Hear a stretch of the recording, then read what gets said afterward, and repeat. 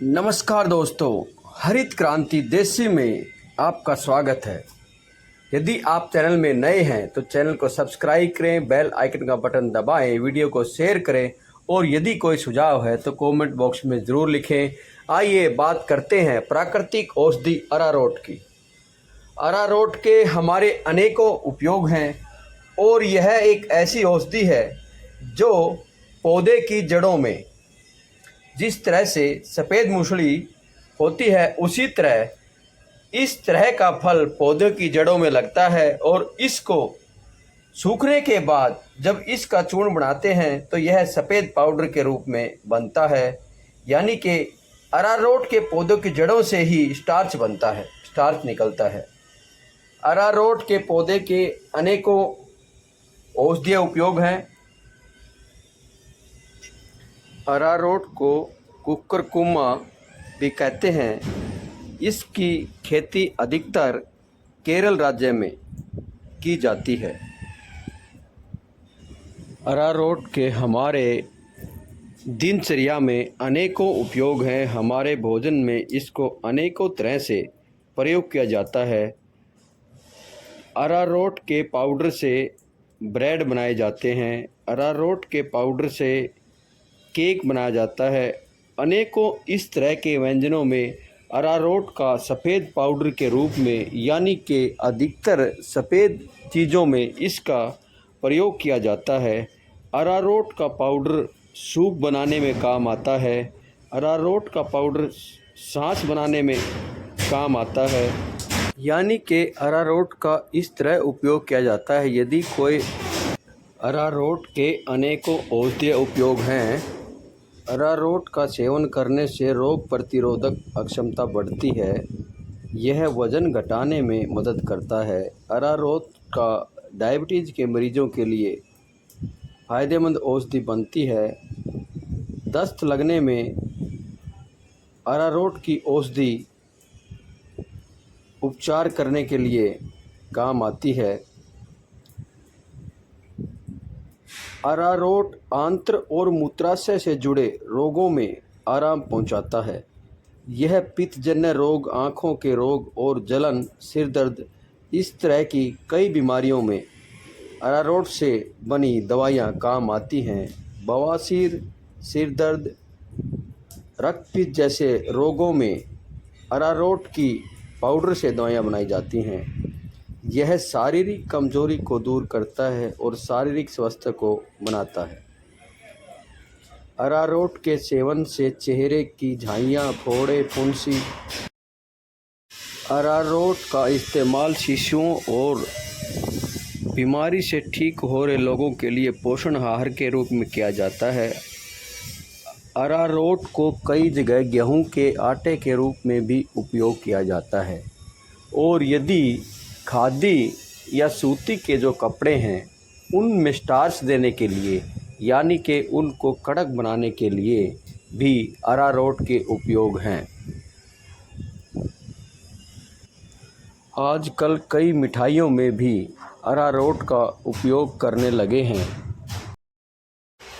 अरारोट हल्दी की तरह दिखने वाले हरे पत्तों को लिए और अरवी, सफ़ेद मूसली या इस तरह अरारोट सफ़ेद मूसली अरवी की तरह ज़मीन के अंदर हल्दी जैसा गांठ के रूप में बनने वाला फल है और इसकी खुदाई करके जब इसको सुखाकर चूर्ण बनाते हैं तो पाउडर, सफ़ेद पाउडर के रूप में आटे की तरह इसका मिश्रण तैयार होता है और अनेकों मिठाइयों, दवाइयों और ब्रेड, केक आदि में यह आटे की तरह ही उपयोग में लिया जाता है। अरारोट की खेती भी हल्दी की तरह होती है। इसको लगाने के लिए जिस तरह हल्दी की गांठें लगाई जाती हैं उसी प्रकार इसको लगाने के लिए, उगाने के लिए हल्दी की गांठों की तरह लगाते हैं और फिर उसके बाद यह अनेकों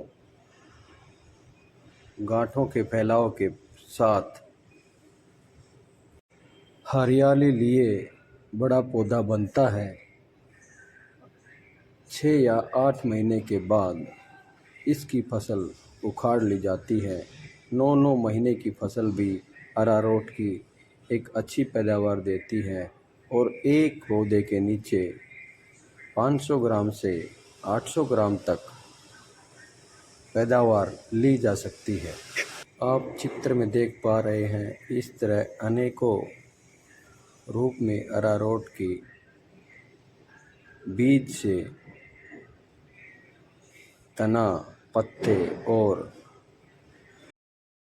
यह जो चित्र में देख पा रहे हैं, इस तरह के फूल अरारोट के होते हैं और इतनी हरियाली के साथ सफ़ेद, पीले और नारंगी तरह के फूल लेकर अरारोट की फसल तैयार होती है। खेत में लगाने के बाद बड़े सुंदर दिखने वाले अरारोट के पौधे, अरारोट की फसल मन को मोह लेती है और इस तरह की फसल लगाने से किसान को भी बहुत ज़्यादा फ़ायदा होता है। लेकिन इस प्रकार की फसलों को लगाने के लिए वातावरण, ज़मीन, इन चीज़ों का ध्यान में रखना बड़ा ज़रूरी है। आप देख पा रहे हैं, यह पूरे खेत में लगी हुई अरारोट की फसल है।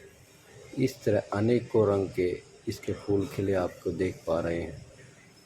यदि एक बार हम छोटी सी कोई गांठ सीजन पर अरारोट की लगाते हैं तो धीरे धीरे एक झुंड का रूप ले लेती है और एक भारी पेड़ पौधे के रूप में फैलाव कर देती है।